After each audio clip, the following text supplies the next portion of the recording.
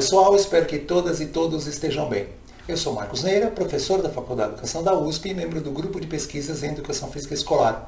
É um coletivo majoritariamente composto por professoras e professores que atuam na educação básica, realizam experiências pedagógicas e produzem conhecimentos sobre a perspectiva cultural da educação física, também chamada Currículo Cultural da Educação Física ou simplesmente Educação Física Cultural. E esta é a 10ª videoaula da disciplina EDM 0445, Metodologia do Ensino de Educação Física 1. É um componente curricular obrigatório do curso de Licenciatura em Educação Física da Universidade de São Paulo. E o tema dessa videoaula é Currículo Crítico Emancipatório 1. Assim como temos feito com as demais teorias curriculares da Educação Física, a primeira videoaula de cada uma dessas teorias curriculares é dedicada ao conhecimento do campo teórico que dá sustentação à proposta. A segunda videoaula de cada uma dessas teorias é dedicada à organização e desenvolvimento dessa teoria curricular na escola. Então, o objetivo dessa videoaula é que vocês possam reconhecer as especificidades da teoria curricular crítico-emancipatória. E como referências para a elaboração desta videoaula, nós recorremos a dois trabalhos do autor principal da teoria que dá fundamentação a essa proposta, que é Jürgen Habermas. A primeira se denomina Consciência Moral e Ação Comunicativa e a segunda, Teoria do Agir Comunicativo sobre a Crítica da Razão Funcionalista. Importante situar o pensamento, o trabalho de Habermas.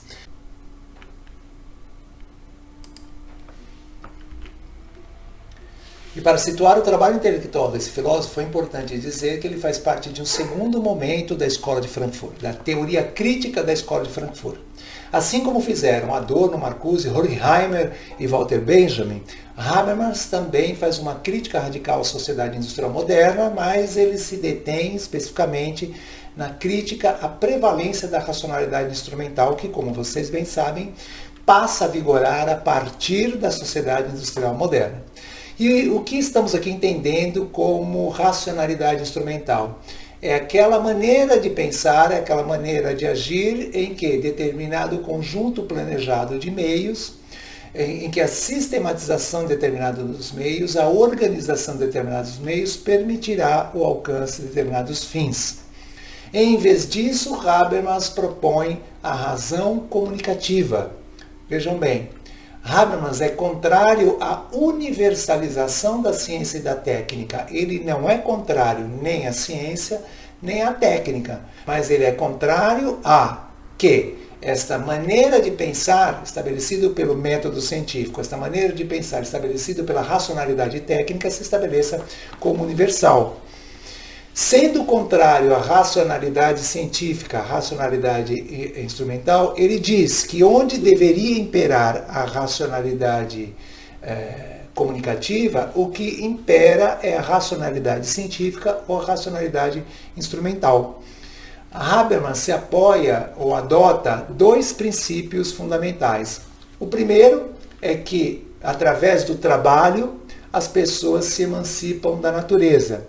E o segundo é o entendimento de que a interação produz normas sociais baseadas na ação e na comunicação. Ou seja, é a ação, mas é a ação mediada, é a ação orientada, é a ação promovida, a ação realizada por meio da comunicação. A partir daí, Habermas vai propor a teoria da ação comunicativa. Afinal, em toda a prática social, o que prevalece é uma ação comunicativa, uma interação simbolicamente mediada que se orienta por normas compreendidas e reconhecidas pelos sujeitos. Todavia, o que acontece? Muitas vezes a racionalidade instrumental interfere nesse processo, privilegiando a eficiência em vez das vozes, em vez do posicionamento, em vez das ideias, em vez dos valores daquela comunidade. Habermas vai propor o resgate da racionalidade comunicativa no âmbito da interação social. Habermas vai propor que, por meio da linguagem, do diálogo, as pessoas retomem seu papel de sujeitos. Habermas vai nos dizer que as comunicações dizem respeito a três mundos: ao mundo objetivo, ao mundo social e ao mundo subjetivo. Por mundo objetivo, nós entendemos o mundo das coisas. Por mundo social, nós entendemos o mundo das normas, dos valores, das regras, aquilo que é combinado entre as pessoas aquilo que é combinado na comunidade. E por mundo objetivo, Habermas vai afirmar as vivências, as experiências, todo aquele contexto de cada sujeito, todo aquele contexto em que cada sujeito, da forma como cada sujeito lida com essas suas próprias vivências, com essas suas próprias experiências. Na visão de Habermas, quando as pessoas interagem, elas coordenam as suas ações. E o sucesso das ações depende do conhecimento das coisas, do conhecimento do mundo objetivo. As ações, por sua vez, baseiam-se nas normas sociais existentes ou produzidas e avaliadas por consenso valorativo. E nas interações, as pessoas revelam suas vivências, suas subjetividades. Esta linha de raciocínio nos autoriza a pensar nas práticas corporais, que são práticas sociais produzidas pela linguagem corporal. Então, quando as pessoas interagem por meio das práticas corporais, as pessoas coordenam as suas ações. Se nós pensarmos numa modalidade coletiva, as ações têm que ser coordenadas para que sejam bem-sucedidas. Por sua vez, o sucesso das ações depende do conhecimento daquelas técnicas que são empregadas. Por sua vez, aquela prática corporal, sobretudo uma prática corporal que envolve várias pessoas, ela segue determinadas regras, há um determinado regramento para aquela prática corporal, há um conjunto de normas que caracteriza aquela prática corporal, que elas também precisam ser não só conhecidas, como elas precisam ser consensuadas, elas precisam ser aceitas, elas precisam ser praticadas. E nas intervenções, ou seja, na medida em que as pessoas vão vivendo essas práticas corporais, elas também vão expressando sua maneira de pensar, sua maneira de agir, sua maneira de sentir aquelas práticas corporais. Então, a teoria da ação comunicativa, ela é uma referência importante na perspectiva, né, do currículo crítico emancipatório da educação física, para que a gente possa pensar também nas intervenções didáticas da educação física. Bom, Habermas propõe um modelo ideal de ação comunicativa, em que as pessoas interagem e, através da utilização da linguagem, que ele também chama de discurso, organizam-se socialmente buscando o consenso de uma forma livre de toda coação externa e interna. Na perspectiva desse autor e na perspectiva da teoria da ação comunicativa, esta linguagem precisa ser livre, esta ação comunicativa precisa ser livre de coação. O que nós temos na maioria das situações que a sociedade moderna vai estabelecer é a coação pela racionalidade técnica, é a coação pela racionalidade instrumental, que na visão desse autor nos aliena dos objetivos principais daquela prática social. Ele propõe que seja recuperada essa ação, que seja recuperada essa razão comunicativa, justamente para que nós nos coloquemos à distância da coação, para que nós não sejamos coagidos a agir de forma alienada, a pensar de forma alienada, para que nós não sejamos coagidos nem do ponto de vista externo, nem por forças externas que vão estabelecer determinadas regras, determinadas formas de fazer para as práticas sociais, e nem pelas próprias forças internas de uma prática social. Isso acontece em vários contextos da vida social contemporânea, principalmente, estamos aqui trabalhando com esta ideia, principalmente no âmbito das práticas corporais. Afinal, algumas práticas corporais são reguladas externamente, algumas práticas corporais, em específico os esportes, são bastante influenciados pela racionalidade técnica, pela racionalidade instrumental. E muitas vezes nós deixamos que as práticas pedagógicas sejam influenciadas também por esta racionalidade técnica, por esta racionalidade instrumental, seja aquela do regramento esportivo ou da técnico-ciência esportiva, ou por outras normas e regras meio dos sistemas de ensino, que vão estabelecer, vão segmentar, vão estabelecer sequências, vão estabelecer procedimentos muito específicos que o professor e a professora tenham ou devam adotar.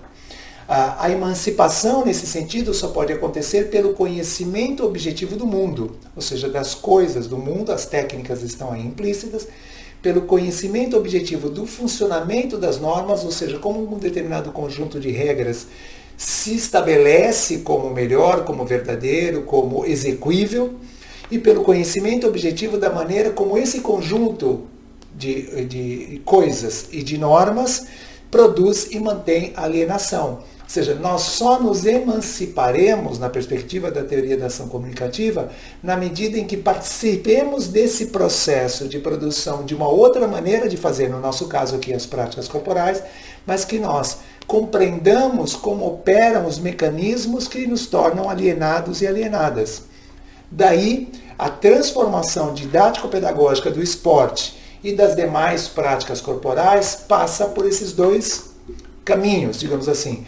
Pelo conhecimento de como opera o sistema que nos aliena, ou seja, como a racionalidade técnica nos aliena, e pelo conhecimento e pela produção de forma comunicativa de uma outra maneira de produzir o esporte. Pois bem, como vocês podem observar, a teoria da ação comunicativa ela traz importantes contribuições tanto para a prática pedagógica, se nós pensarmos aqui na educação física, como para o próprio entendimento das práticas corporais.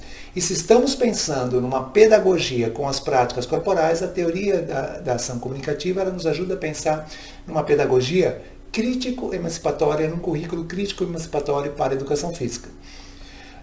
As primeiras obras que vão buscar inspiração nessa teoria da ação comunicativa, as primeiras obras que vão se inspirar na teoria da ação comunicativa, elas são do comecinho dos anos 90, em 1991 e 1994, com as importantes contribuições do professor Eleanor Kunz, em duas obras, Educação Física, Ensino e Mudanças e a Transformação Didático-Pedagógica do Esporte.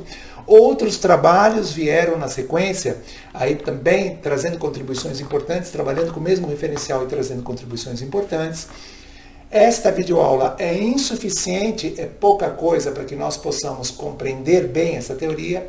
A leitura da bibliografia é fundamental, a participação na aula presencial é fundamental, a realização da atividade programada, a realização da atividade em aula, ela também é fundamental para que nós possamos mobilizar os argumentos de Habermas, que foram muito bem traduzidos pelo professor Eleanor Kunz nas obras que eu já citei, e que possamos pensar na organização e desenvolvimento do currículo crítico emancipatório da educação física, uma tarefa que fica para a próxima semana.